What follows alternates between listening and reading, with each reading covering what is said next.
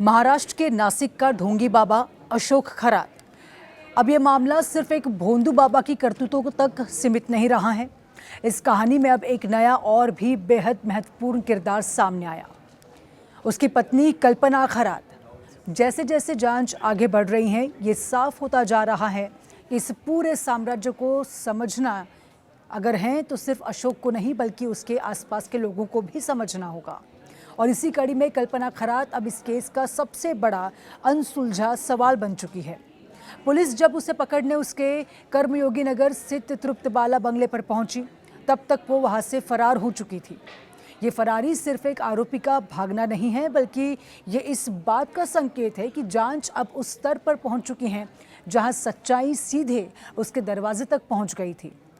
कल्पना खरात, जिसे पहले कुछ और नाम से जाना जाता था, उसका अतीत इस पूरे केस की सबसे अहम कड़ी बनकर सामने आ रहा है। नासिक के सिन्नर तालुका के पाडरी गांव में उसका मायका है, एक ऐसा गांव जहां आज भी उसका परिवार बेहद साधारण नहीं बल्कि बेहद दयनीय स्थिति में जीवन जी रहा है। उसके पिता का कुछ साल पहले बीमारी के चलते निधन हो चुका है। बड़े भाई की एक दुर्घटना में मौत हो गई और आज घर में एक वृद्ध माँ है, विधवा भाभी हैं और एक छोटा भतीजा ही रह गए हैं। ये परिवार आज भी संघर्ष कर रहा है, आर्थिक तंगी, असुरक्षा और भविष्य की चिंता के साथ। गांव वालों के मुताबिक कल्पना का अपने परिवार से संपर्क लगभग खत्म हो चुका था। वो बहुत कम ही गांव आती थी और जब भी आती थी तो उसका रहन सहन, उसका व्यवहार और उसकी दुनिया सब कुछ बदल चुका था। ये बदलाव सिर्फ सामाजिक नहीं था, ये एक पूरी जिंदगी का ट्रांसफॉर्मेशन था। और यही से सवाल उठता है, एक ऐसी लड़की जो इतने संघर्षपूर्ण माहौल से निकल कर आई हैं, वो अचानक इतने बड़े और आलीशान जीवन में कैसे पहुंच गई। जानकारी के मुताबिक अशोक खरात की शादी काफ़ी देर से हो रही थी और एक रिश्तेदार के जरिए उसका रिश्ता कल्पना से तय किया गया। दोनों के बीच उम्र का बड़ा अंतर था, लेकिन शादी का पूरा खर्च खरात परिवार ने उठाने की बात कह गई और यहीं से ये रिश्ता पक्का हुआ। शादी के बाद कल्पना की जिंदगी पूरी तरह से बदल गई। साधारण जीवन से सीधे एक ऐसे घर में जहां पैसा, प्रभाव और दिखावा सब कुछ था, लेकिन इसी के साथ उसके अपने मायके से रिश्ते भी धीरे धीरे खत्म होते चले गए।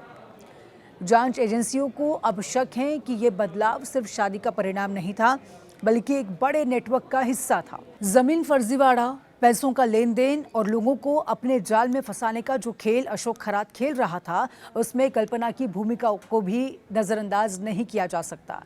यही वजह है कि शिरडी में ज़मीन धोखाधड़ी के मामले में उसके खिलाफ भी केस दर्ज किया गया है।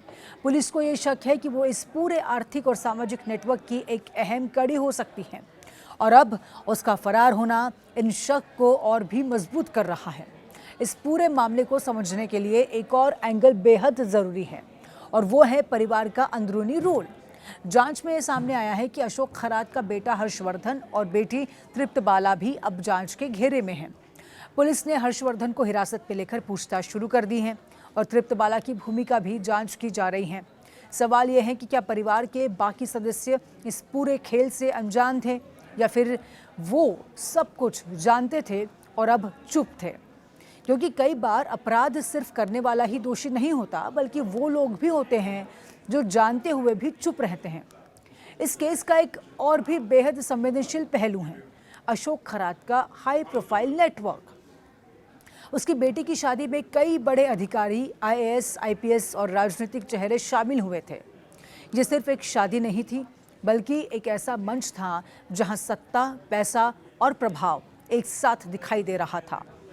अब SIT इस बात की जांच कर रही है कि क्या ये लोग सिर्फ मेहमान थे या फिर इस पूरे नेटवर्क से उनका कोई गहरा संबंध था। अगर इस कड़ी के सबूत मिलते हैं तो ये मामला सिर्फ एक व्यक्ति या परिवार का नहीं रहेगा, बल्कि ये सिस्टम के अंदर तक फैले एक बड़े नेटवर्क का खुलासा होगा। लेकिन इस पूरी कहानी का सबसे बड़ा और सबसे खतरनाक पहलू है अंधविश्वास। यही वो हथियार है जिसके जरिए अशोक खरात ने लोगों को अपने जाल में फंसाया, खासकर उन महिलाओं को जो अपनी ज़िंदगी की परेशानियों से जूझ रही थी। समस्या का समाधान देने के नाम पर, भाग्य बदलने के नाम पर उन्हें मानसिक रूप से कमज़ोर किया गया और फिर उसी हालत में उनका शोषण किया गया।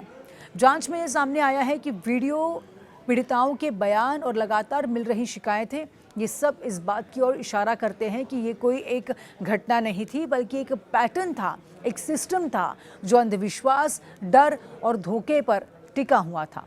आज जब अशोक खरात को कोर्ट में पेश किया जा रहा है तो असली सवाल सिर्फ उसकी सज़ा का नहीं है, बल्कि असली सवाल ये है कि क्या इस पूरे नेटवर्क का सच सामने आएगा?